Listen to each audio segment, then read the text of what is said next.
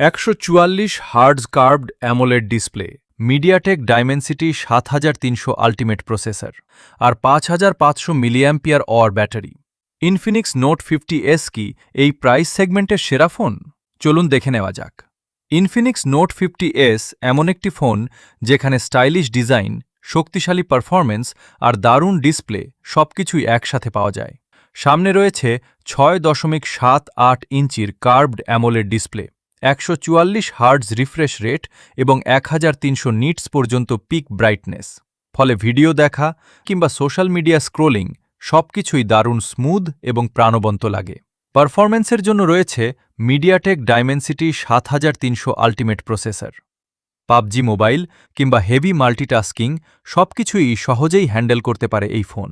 Camera সেকশনে রয়েছে 64 megapixel main camera এবং সামনে রয়েছে 13 মেগাপিক্সেল সেলফি ক্যামেরা। দিনের আলোতে ছবিতে পাওয়া যায় ভালো ডিটেল আর 4K ভিডিও রেকর্ডিংও করা যায়। ফোনটার ভালো একটি দিক হল 5500 মিলিঅ্যাম্পিয়ার আওয়ার ব্যাটারি। একবার চার্জে দীর্ঘ সময় ব্যবহার করা যায় আর 45 ওয়াট ফাস্ট চার্জিং থাকায় খুব দ্রুতই ফোনটি চার্জ হয়ে যায়।